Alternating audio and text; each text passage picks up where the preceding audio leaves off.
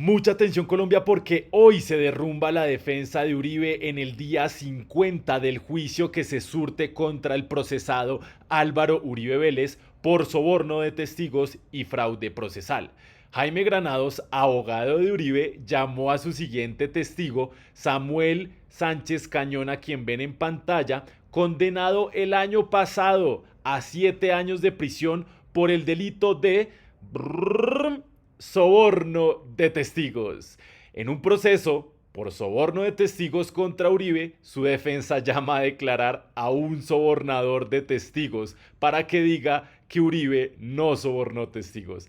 Increíble el desespero de la defensa de Uribe. Debieron más bien llamarlo como experto perito en sobornos de testigos para decir cómo es que se soborna un testigo y cómo Uribe supuestamente no sobornó testigos. Es que uno sí ha visto de todo acá en este país, gente.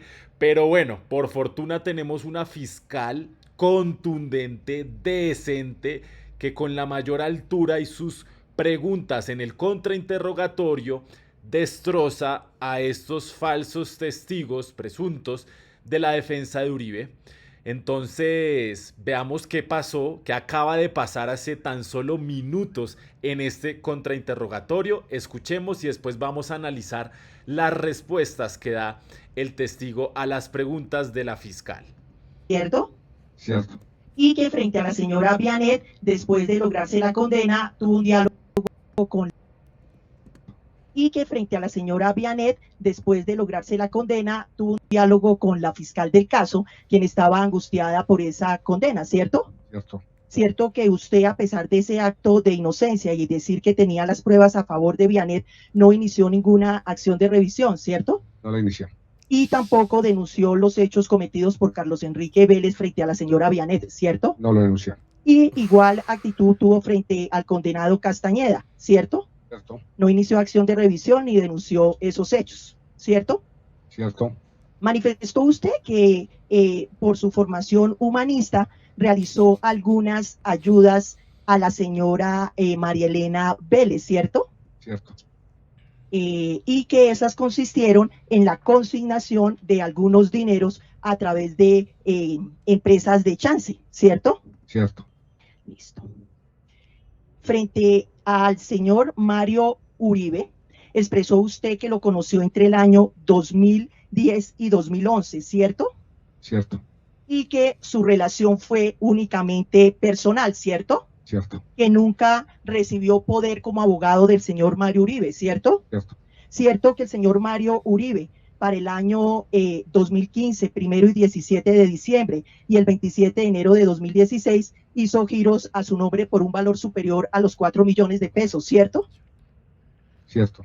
Y si él no era su abogado, ¿cierto? Que no era por pago de honorarios profesionales, ¿cierto? No era por pago de honorarios profesionales. Muchas gracias. Hagamos una pausita ahí, gente, pero es que qué bombazo, para que entendamos de lo que se está hablando acá. El señor Samuel Sánchez Cañón, vamos a explicar brevemente la relación de este personaje en todo este entramado. Primero, la conexión entre Mario Uribe Escobar y Samuel Sánchez Cañón, que es sobre lo que le está preguntando la fiscal del caso. La relación entre Mario Uribe Escobar, primo del expresidente Álvaro Uribe y ex senador condenado por parapolítica, y Samuel Sánchez Cañón es un punto clave de esta investigación y se centra en los siguientes aspectos. Giros de dinero, por lo que le estaba preguntando la fiscal. Como se mencionó, se ha documentado que Mario Uribe Escobar realizó al menos 3 giros de dinero a Samuel Arturo Sánchez Cañón entre diciembre de 2015 y enero de 2016. Adicionalmente, el hijo de Mario Uribe, Daniel Uribe Mejía, también le hizo un giro. Estos movimientos financieros son considerados una prueba relevante por la fiscalía. Ya veremos para qué. Ya se conectará todo. Segundo, el testimonio de Mario Uribe en el juicio de Álvaro Uribe Vélez. Cuando Mario Uribe fue llamado, lo vimos acá, a declarar como testigo en el juicio de su primo, el expresidente Álvaro Uribe, del juicio del expresidente Álvaro Uribe, El señor Mario Uribe negó categóricamente haber tratado temas judiciales con Samuel Sánchez Cañón, especialmente los relacionados con Álvaro Uribe. Sin embargo, la Fiscalía ha presentado los recibos de los giros para confrontar esta negación, sugiriendo que la relación no era meramente casual y que había un propósito detrás de esos pagos. ¿Qué propósito? Tercero, la relación con Carlos Enrique Vélez, alias Víctor. ¿Quién es alias Víctor? Lo hemos visto en este medio alternativo de comunicación. El señor que dice que Diego Cadena lo sobornó con 200 millones de pesos para cambiar su testimonio, favorecer a Uribe y culpar a Cepeda. Y además, vean lo que dijo sobre Uribe. Es el papá de los paramilitares. ¿Recuerda que en esta carta usted diga que va a visitarlo un abogado de mi papá? ¿Otra vez? ¿Recuerda que en esta carta usted diga que va a visitarlo un abogado de mi papá? Ah, sí. Es Cadena. ¿Es Cadena? ¿Y por qué lo llama un abogado de mi papá? Porque uno le decía así al señor Uribe, que era el papá de nosotros. ¿De quiénes?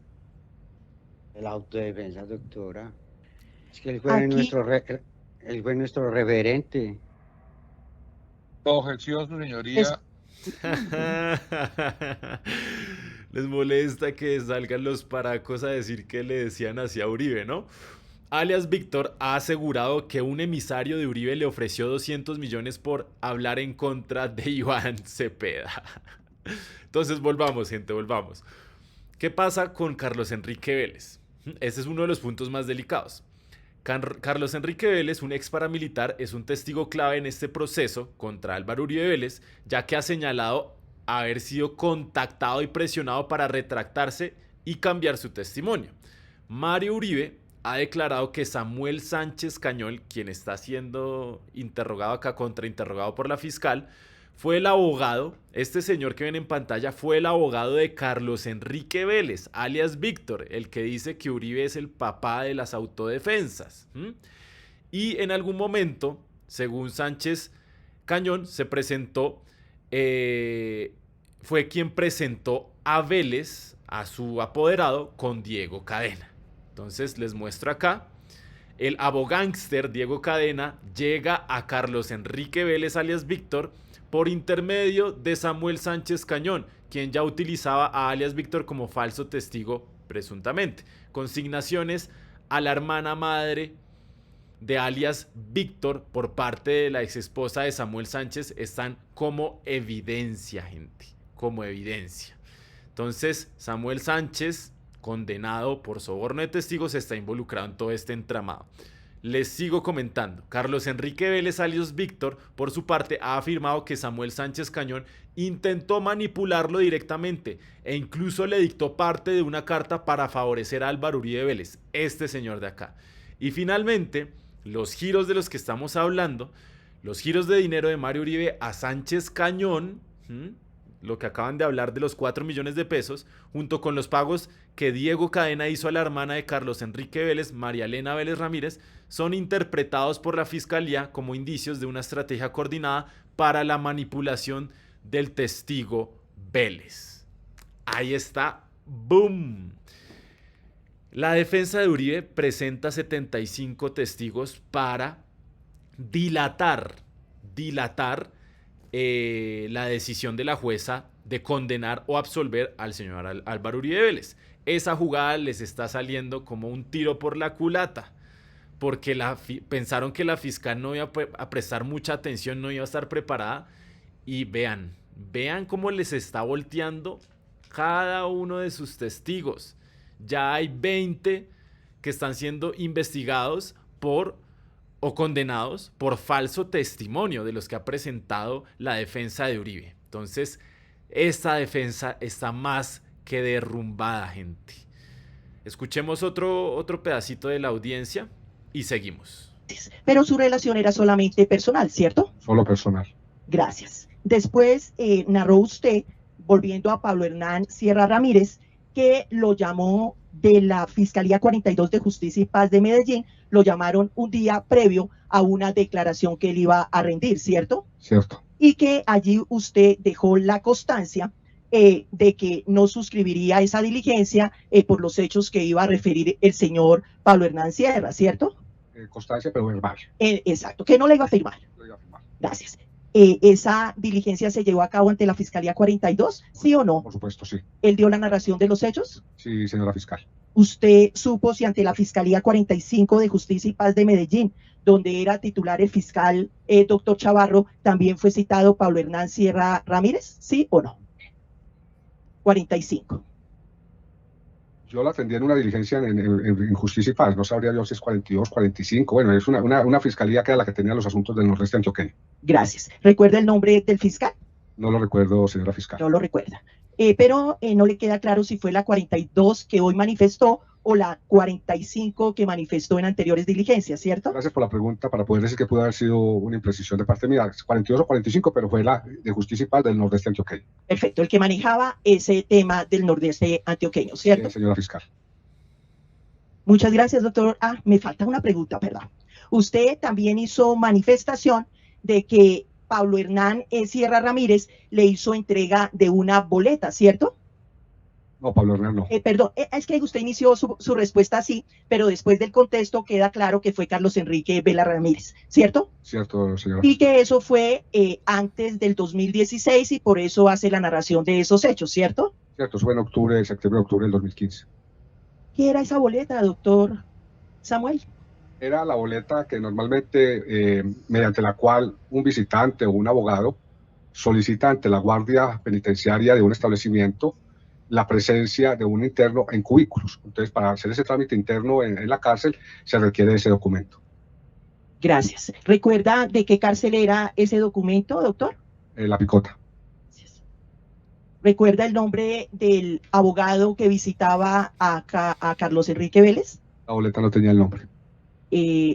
La boleta que usted entregó no era del 14 de octubre de 2015, en donde se señalaba que el abogado que entraba a visitar a Carlos Enrique Vélez Ramírez era el doctor Álvarez Triana Álvaro Jesús. Pues la verdad, no me acuerdo si estaba el nombre o si estaba, pues no lo conozco, pues lo cierto del caso es que ese documento lo coloqué a disposición de la Corte. Gracias. Fue el que tuvo varios años, ¿cierto? Sí, claro, desde el 2015 hasta el 2019 que lo entregué a la Corte. Para refrescar memoria, la Fiscalía, y como hizo mención el señor defensor, luego permitir poner de presente la boleta correspondiente previo traslado al defensor aquí presente. Gracias. Bueno, ahí van cayendo cada uno de ellos. Veamos esto, gente. Iván Cepeda anuncia denuncia penal contra Óscar Monsalve Correa y Luis Guillermo Villegas. Bogotá, 3 de junio de 2025, Miguel Ángel del Río Malo, representante de víctima de Iván Cepeda Castro, y Reinaldo Villalba Vargas, víctima y representante de víctima en el proceso que se sigue en contra del ciudadano Álvaro Uribe Vélez por los presuntos delitos de soborno, soborno en actuación penal y fraude procesal. Se permiten informar que el día de hoy hemos presentado denuncia penal ante la Fiscalía General de la Nación en contra de los señores Óscar Monsalve Correa y Luis Guillermo Villegas por los presuntos delitos de fraude procesal y falso testimonio, con ocasión a la declaración el primero de estos rindió el pasado 20 de mayo como testigo de la defensa. ¿Por qué ocurre todo esto, gente? Por también una noticia que salió recientemente. Veamos los acontecimientos. Primero, el día de hoy hemos presentado denuncia, bla, bla, bla. Segundo, el 19 de mayo de la anualidad tuvimos conocimiento de grabaciones de conversaciones en las que interviene Óscar Monsalve Correa y en las que narra el libreto de la intervención que realizaría en su declaración, que se llevó a cabo el día siguiente, dirigida por el ciudadano Luis Guillermo Villegas, hijo del investigado por paramilitarismo Luis Alberto Villegas alias Tubo y sobrino de Juan Guillermo Villegas, quien también es testigo de la defensa del juicio oral. Entonces, ¿qué pasó acá, gente? Resulta que, de pronto ya lo habrán visto en otros medios, pero el señor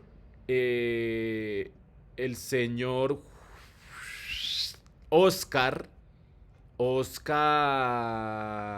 Monsalve Correa, padre, le sacaron unos audios en donde la defensa de Uribe lo libreteaba.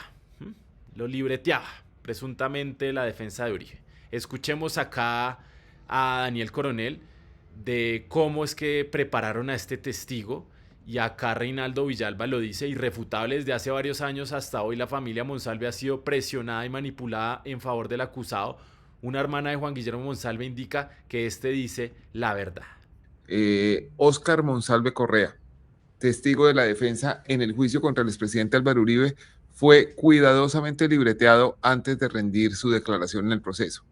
Óscar Monsalve, padre del testigo más importante del caso, Juan Guillermo Monsalve, fue grabado un día antes de entregar su declaración, contando lo que le iban a preguntar y repasando lo que debía responder.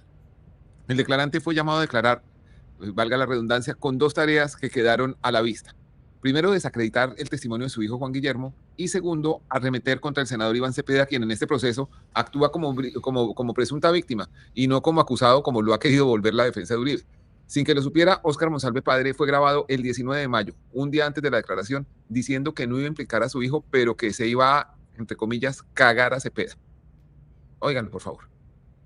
No comprometer absolutamente nada. Yo a él no lo voy a comprometer absolutamente nada. Lo que sí me voy a cagar en Cepeda. Exacto. Lo que sí me va a cagar es en Cepeda. Óscar Monsalve tenía muy claro quién debía ser el blanco de su testimonio, y así lo dijo la víspera sin saber que lo estaban grabando. A nadie comprometer yo allá. A nadie comprometer yo allá. Al único que calla allá es Cepeda, por idiota. Por la mierda, porque él no tiene por qué estar visitando cárceles para... Y no dicho por mí, sino por el mundo y todo el mundo. Visitando las cárceles, yo no me explico para qué va a entrar a Uribe, pero el señor que lo va a entrar con una maricada. Y yo Uribe estoy en la cárcel. Les ruego su especial atención, porque aquí viene lo más revelador. Óscar Monsalve, padre, conocía de antemano las preguntas que le iban a hacer y las recitó junto con algunas de las respuestas de esta manera. Me las van a hacer allá. Esas preguntas me las van a hacer allá. Usted conoce a Uribe. Lo vi una vez como a la cuadra de retirado. Hablo con él, nunca he hablado con él. Ni el saludo nos lo hemos dado. Pero él no venía a Guacharacas. No, ya nunca lo vi. En Guacharacas lo vi a él. Una vez que, cuando en cuestión de política, que bajó a San José del Luz, una vez lo vi por ahí a la cuadra de retirado. ¿Conoce a Cepeda? Cepeda y lo conozco yo. Yo sí hablo con él. Sí, ¿y qué han hablado? Eso es todo lo que tengo que decir. Gente, una brevísima pausa para recordarles: este tipo de cubrimientos no los hace la prensa tradicional ni por accidente, gente. Están ensañados en lavarle la cara a Álvaro Uribe Vélez, razón por la cual les pido, por favor, dejen su me gusta, dejen sus comentarios con todas sus opiniones, compartan este link, y quiero agradecer especialmente, como ya lo hacemos recurrentemente, a quienes han hecho sus donaciones a través de nuestro Nequi. Gracias a Ángel María Hidárraga Arcila y Víctor Julio Piñeros González por contribuir a la independencia de los medios alternativos de comunicación. Seguimos. También tenía que decir que la presencia del hacendado Santiago Uribe Vélez en la hacienda Guacharacas sí era usual, pero solo iba a dar vuelta a la finca e insistir en que el expresidente Uribe nunca, pero nunca fue por allá. Eso sí, reforzar las afirmaciones contra Cepeda. Oigan. Conoció a Santiago, ese sí venía a Guacharacas. Álvaro Uribe nunca llegó a venir cuando yo era. Conocí a Iván Cepeda, sí señor. ¿Por qué lo conoce? Porque estuve en 2 o 3 reuniones con él, no recuerdo. Sí, ¿qué le decía? Me hacía preguntar así como que él nos iba a dar asilo en otro país. De acuerdo a cómo me pusieron las cosas. En víspera de la declaración, el testigo también repasó las preguntas que debía afirmar que Iván Cepeda supuestamente le había hecho sobre Álvaro Uribe y las actividades delictivas en la hacienda Guacharaca. De acuerdo con la deposición preparada, Cepeda le había preguntado a Monsalve que si era verdad que en la finca funcionaba una cocina, refiriéndose a un laboratorio del narcotráfico, y que el declarante le había respondido con ingenuidad campesina que la única cocina era la que usaba su esposa para preparar los alimentos. ¿Cuántas cosas sacaba de la cocina que él tenía en Guacharacas? Tampoco conocí yo cocina allá para sacar coca. La cocina que la señora mía hacía. Todo eso y más dijo Óscar Monsalve un día antes de rendir su testimonio. Y asómbrense, 24 horas después, el martes 20 de mayo, cuando se presentó en el Centro de Servicios Judiciales de Santa Fe de Antioquia para declarar virtualmente, el abogado Jaime Granados le hizo exactamente las mismas preguntas que Monsalve había ensayado y cuyas respuestas recitó allí prácticamente con las mismas palabras. Le pregunto, don Oscar, si usted conoce al señor Iván Cepeda Castro. Sí, señor. ¿Y por qué lo conoce? Ah, ¿Por qué lo conoce? porque él a nosotros hizo 3 reuniones. No recuerdo si estuvo las 3, pero 2 sí o sí estuvo en las reuniones que él me hacía. ¿Recuerdan el cuento de la cocina? Pues así sonó en la declaración formal de Óscar Monsalve padre, hecha en la audiencia bajo la gravedad del juramento. Preguntas, que me hacía unas preguntas. La primera pregunta que él me hizo era que cuánta coca salía de la cocina que Álvaro Uribe tenía en Guacharacas. El señor yo no lo conocí. Allá sí había una cocina, pero donde mi señor nos hacía la comida de nosotros. Sí. ¿Cuántas veces se camufló Álvaro Uribe, Santiago Uribe, Luis Alberto Villegas y Juan Guillermo Villegas? Yo nunca los vi camuflados. Sí, ellos se camuflan para irse a justiciar gente a Cristales de San Roque. Yo de eso no sé absolutamente nada. Ay, bueno, gente, poco a poco la verdad se sabe, se caen las mentiras, ese castillo de naipes de mentiras, esa estructura pegada con babas, porque al final la verdad siempre se sabe. Estamos en esta disputa que no solo es un caso penal particular, acá lo que se está presentando es una pugna entre la verdad y la mentira, entre la justicia y la impunidad, entre la memoria y el olvido, gente. Esperamos que se haga justicia con este caso. Seguiremos haciendo cubrimiento del juicio de Álvaro Uribe Vélez con la verdad, gente, mostrándoles acá las audiencias, no los titulares amarillistas de la prensa tradicional, donde reinterpretan lo interpretado de lo interpretado, acomodan las verdades para lavarle la cara a Uribe, mostrarlo como inocente, cuando la realidad es que está perdiendo el juicio. Muchísimas gracias, nos vemos en un siguiente video. No olviden dejar su me gusta, sus comentarios, sus opiniones y compartir esta información. Muchas gracias, nos vemos, chao chao.